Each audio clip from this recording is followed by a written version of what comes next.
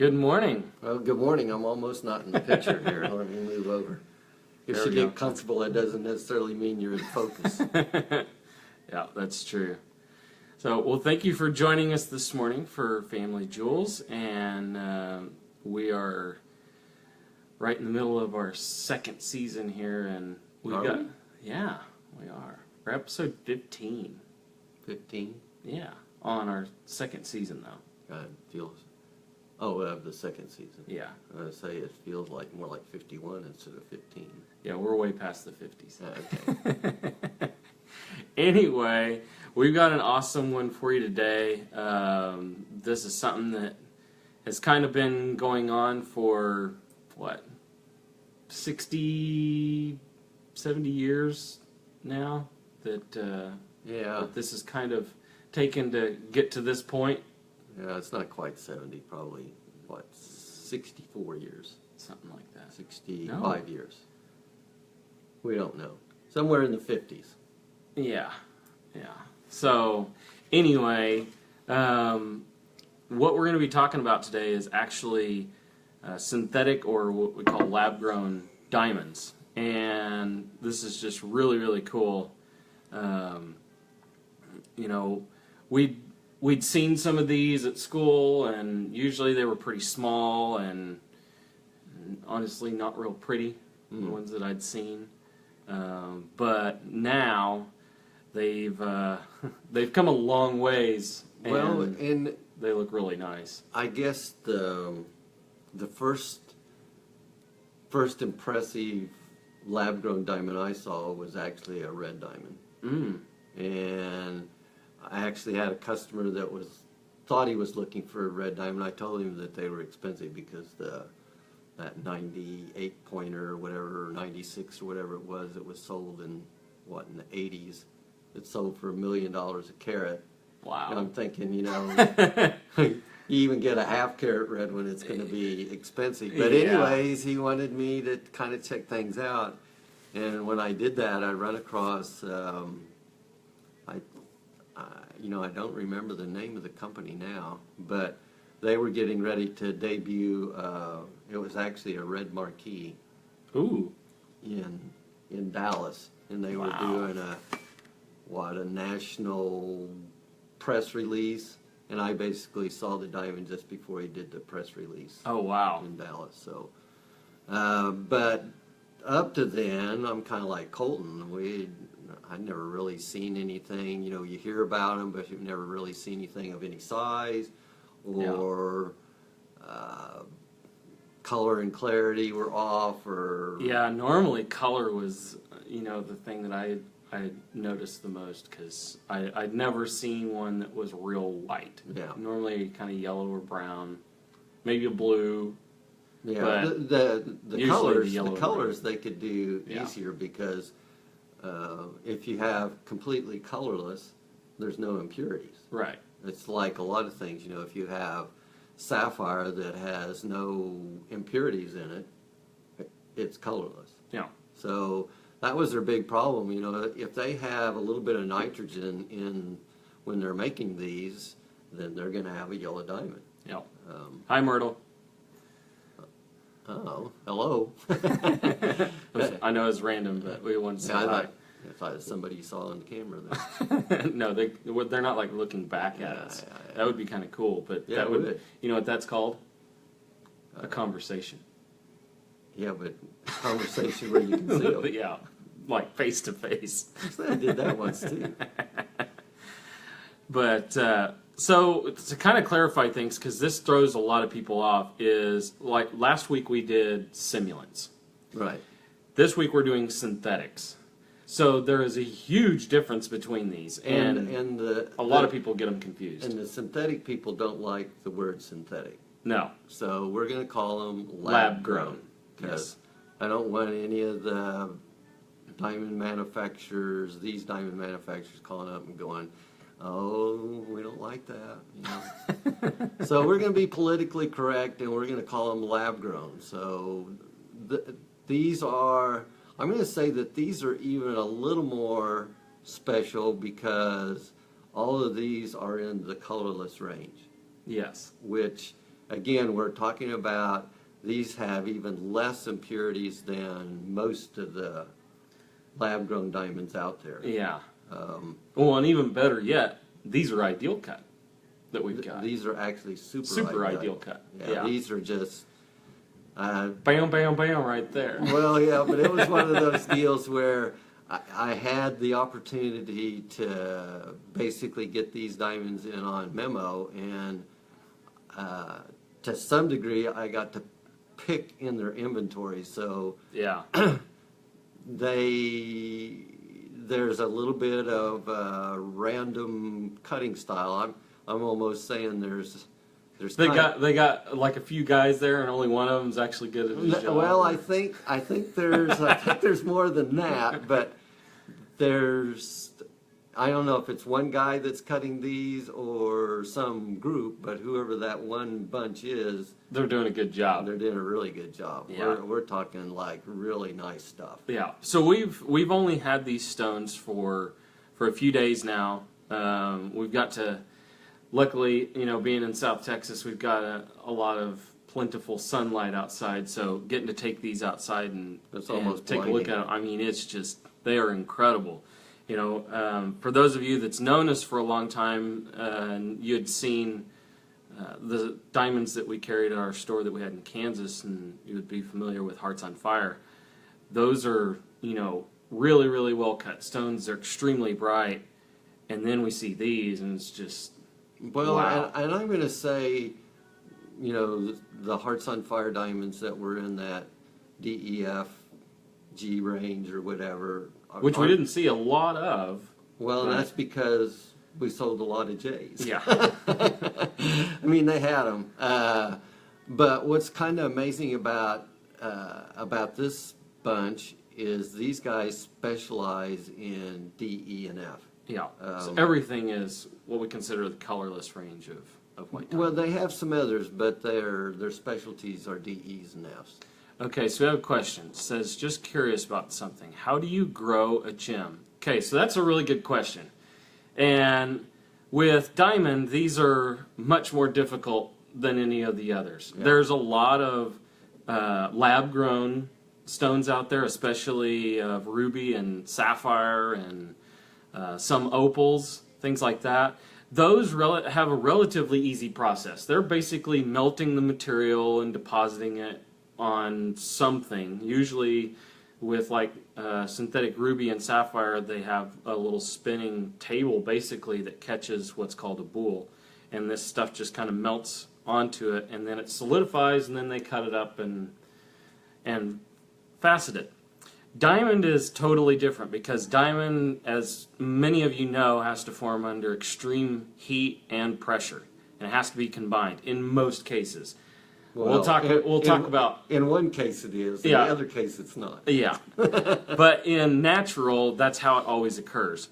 With synthetic or lab grown, there's a little bit of a difference. For one, there is a process called CVD, or chemical vapor deposition, and it's basically taking a seed plate or a little silicone diamond embedded plate that they put in like a chamber that is essentially a really crazy, expensive, powerful microwave.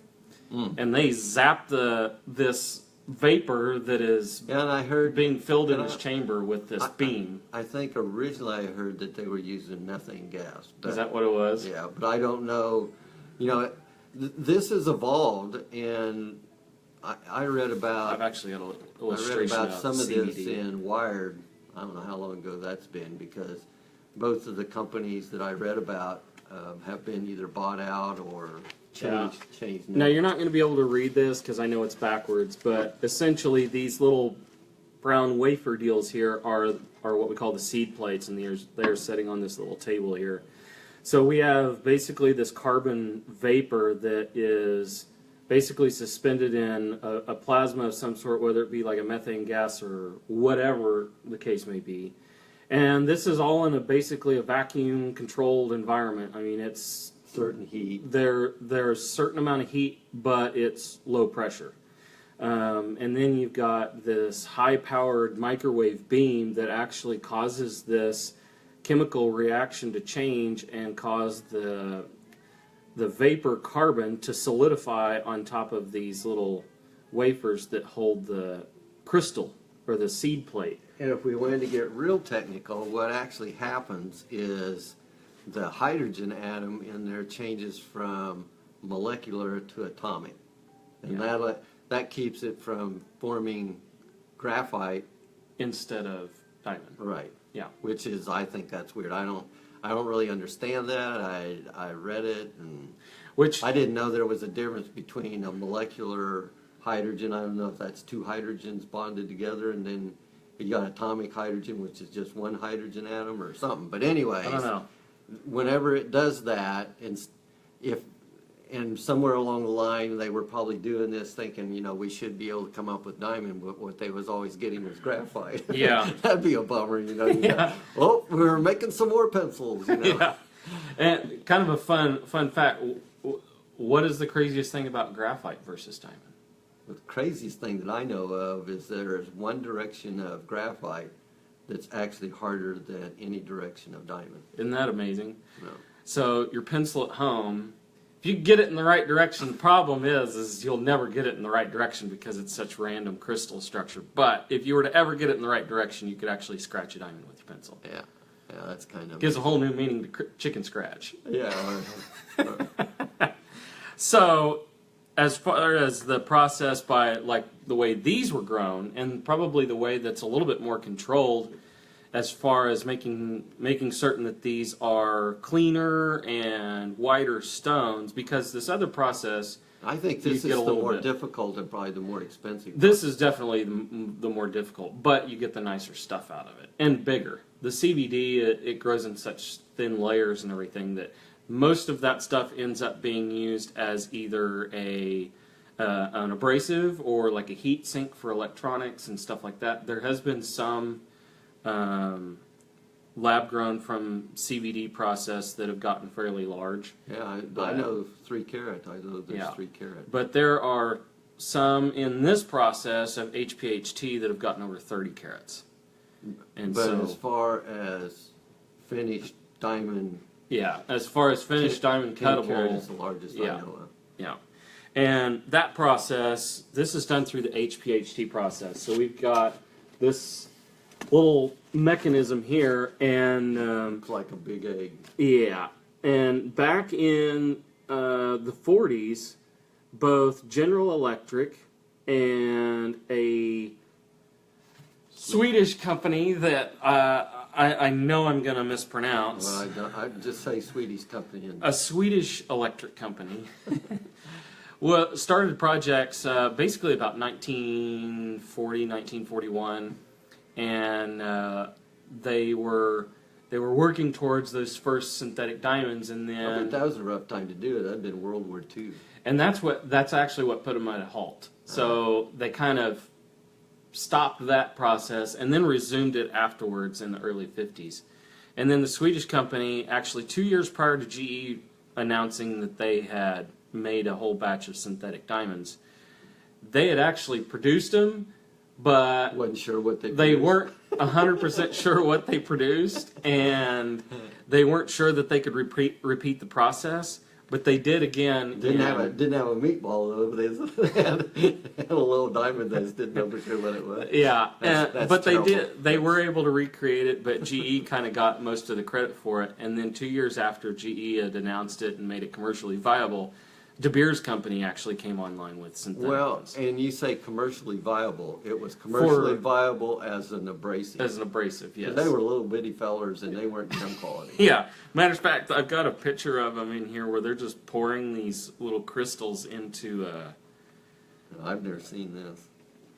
Basically little jars. Oh, you got sand. Yeah, you basically have sand. Yeah. Been some hard sand. Hi, London.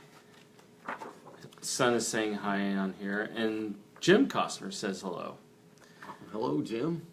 So, the HPHT process, which is high pressure, high temperature. It's very similar to how Diamonds Mother naturally. Mother Nature would have made diamonds. Yes. So in that case, what they're actually doing is they're taking a small seed crystal, and that can actually be either synthetic or natural. They're actually building this off of. But they basically got to have something for this to kind of build on. Otherwise, you just got this material floating in limbo. Because it's still, again, it's probably not like a vapor, I guess, but it's like it's through a flux, and usually an iron or platinum flux that this carbon is. It's kind of molten, solubilized in, and then as it gets to the center, it clings to that another seed carbon crystal. atom. Yeah, and so it starts building on this. So one layer at a time. Yeah, and so to kind of give you an idea, when they were doing this, basically they were able to grow, and I'm going to have to look at this again. I know it took them 500 hours to grow this one size crystal. Where was that at? Here we go. They in 1990. This is when De Beers actually had grown at that time the largest synthetic diamond crystal, and it was an industrial quality yellow, and it took 500 hours to grow, but they grew a 14.2 carat diamond, and then by 93 they had grown one that was 34.8 carats. And that one took about 600 hours or 25 days to reach that size. So, it's definitely not as fast as, producing cans of Coke or beer or something like that. It's definitely not that fast. But, what you're getting out of it is just incredible. I mean, the idea of being able to make the hardest material known to man and do it with softer materials in a lab is just incredible. And so what we've got here, and I hope that answered your question, Annie, about how these were made up. But I kind of wish you hadn't asked now, right? Yeah. and just to go back a little bit on the synthetic and simulant thing. So simulants are anything that look like diamond. If it's a diamond simulant, it's any stone that is not diamond that is basically being an imposter of diamond. Some other substance other than carbon, pure carbon. Yeah. And so with these are lab-grown diamonds, so they are diamonds. They have the same physical, chemical, optical properties of natural diamond. Right. Yeah. So literally the only difference between these and what is being mined out of the ground is basically the process of formation. Right. And really, whenever we get down to it, these have gotten real attractive. And actually, we've had some customers this last week that have been real attracted to these because of, Don't have to worry about the blood diamond thing. Yeah, which isn't actually a problem. Hollywood's made it a problem. Right. But the other thing is... we still get asked about it. We get asked about it a lot. And the other thing is some are more worried about mining processes and what it's doing to the earth and things like that. And this is kind of the green diamond, I guess you could say. So they're not actually... There's no forest being destroyed for this. There's no ground being tore up. No ecological systems being damaged and stuff like that, because this is all being done within a self-contained lab, basically. And their main resource here that they're consuming is electricity. And so it's... Yeah, they're not even using that much carbon. Yeah, and so it's one of those deals. But hey, they are using carbon, so would they be reducing the carbon footprint by making these, I guess? Well, it'd be a little bitty one. They would be changing. They would be changing the carbon footprint, I guess. Yeah, but they've gotten to be... I haven't quite figured that carbon footprint anyways. Well, that's another discussion. They need to use something besides footprint. Carbon something, or like carbon footprint just doesn't make sense to me. It's like I feel like I'm walking and leaving a carbon footprint. Okay. You need some new shoes. Anyway, that's true. With these stones, what's really nice is the really nice thing about having them lab grown is how controlled it is. Because Mother Nature, whatever you dig out of the ground, it's completely at random. This control thing has developed a lot in just the last few years. 3 or 4 years. Yeah. You know, we looked, like I said, probably I know the first synthetic or the first lab grown I looked at was that red one, and I was just amazed. But then I found out it's probably easier to grow that red one than it is these colorless ones. Yeah. I'm gonna pull these back But a little bit. we had earlier, well, that would have been last year.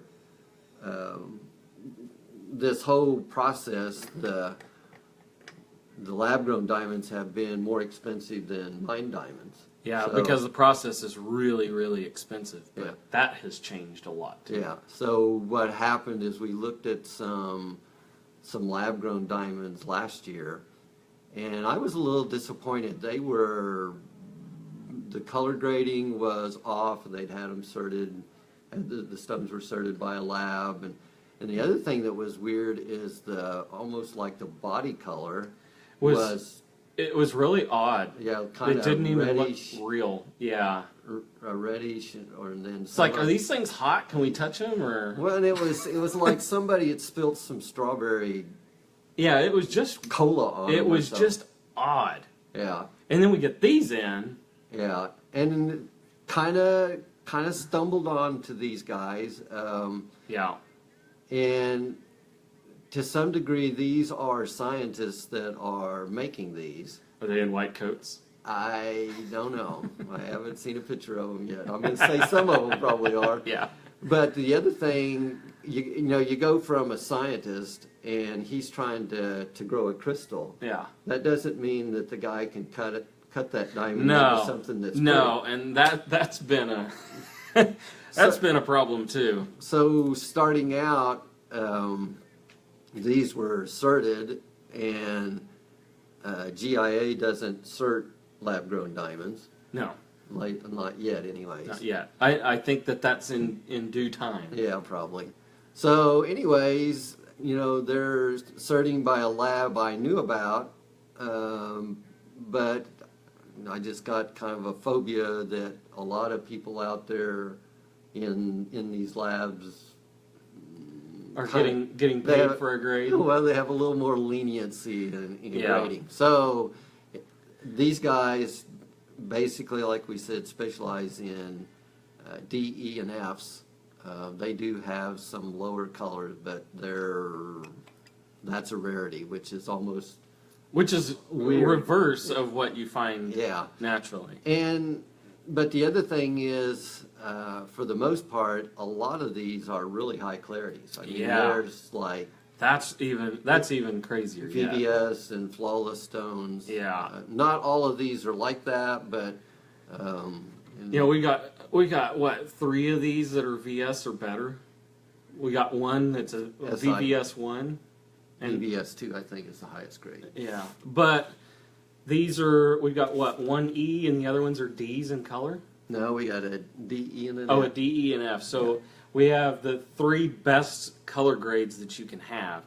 But you know what I find even the most impressive thing that I see about these is not only are they high color, clarity, and cut extremely well, but they're like half the price of a natural one that's comparable. That's comparable. If all things are equal, when it comes down to price, these are right around half. Some cases less than half Yeah. of what the natural is, and that's just it's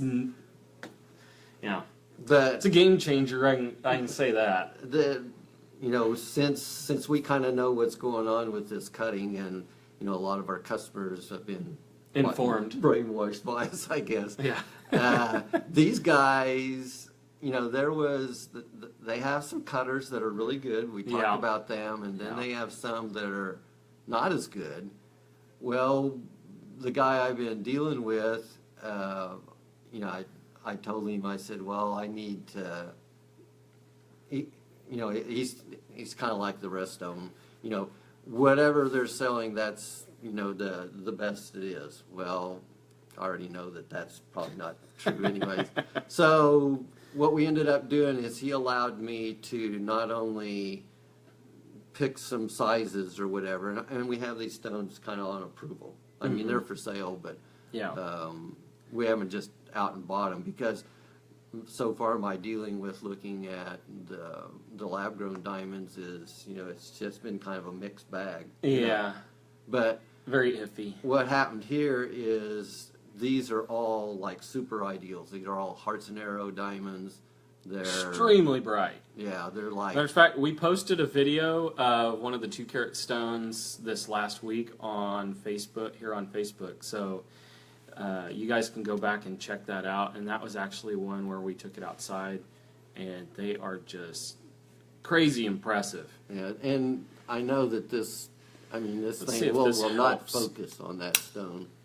I don't know if that helped or not. I don't think so. And the closer I get, the worse it gets. It's just, it's trying to focus on that, but there's so much white light being reflected back, even though all we have is fluorescent I light. have an idea, and it may not work. Well, I hope it has something to do with this picture getting better. Wow, I look terrible now. That did not work. Well, let's turn this off. See what happens. It gets dark. That help with it though? Well, yeah, not too bad. I mean, you can get a little better idea. But We're all our lights almost. are off now, so. I couldn't actually read in this room because it's too dark, but you can still see. All the that. diamonds, actually. Oh, you could, but oh yeah, you probably can, but I can't. Well, yeah, we've got comments in the way. Yeah, but anyway, turn the light back on or whatever. But the cutting is incredible. The stones are. Well, that one that I just pulled up, that's actually an F. That stone is a D. That one I think is an E. And I And the think last one's a D. Yeah. But Yeah.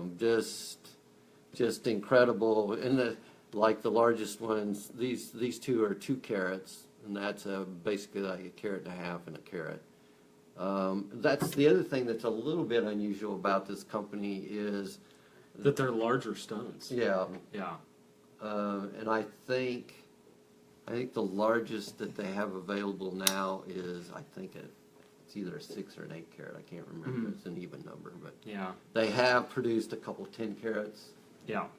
And initially, whenever this kind of got brought up of doing the synthetics, it was one of those deals where, or the lab grown, sorry, that me personally, I was kind of turned off from it because it's like, well, we specialize in natural, and we want to stick with that, and then we're bringing in these lab grown diamonds, and so it's one of those deals. It's like, well, I don't know about that, but turns out that these are just really, really incredible stones. I know it doesn't look like that on the screen there, but it's definitely taking a look at. We're going to post some more videos of these probably a little bit later today here on our Facebook page, and you can also check us out on our Instagram. And you can definitely get a little bit better look at them, but still doesn't do justice to what these look like in person. And like I said, the best thing about these right now is they've got the cost way, way down, so you can get really, really impressive stones for very little money. And everything about them is diamond. They're also laser inscribed, that they are lab grown and with a cert number, so you can always identify them and make sure that your stone is in the right piece. And yeah, being that they're diamond, they're going to hold their value a lot better. We've had customers coming in asking for moissanite and other stuff that they want to substitute for diamond for whatever reason, and these kind of seem to cancel out all those reasons and actually give them some more benefits by them actually being diamond, but not having coming out of the ground. So pretty cool. We encourage you guys to stop by and check them out. Call us if you have any questions. And our number here is 361-991-7565, or you can stop by here at Susann's. We're in the Town and Country Shopping Center at the corner of Everhart and Alameda, down here in beautiful Corpus Christi, Texas. And we thank you guys for joining us, and we look forward to seeing you guys next week. Thank you, and bye.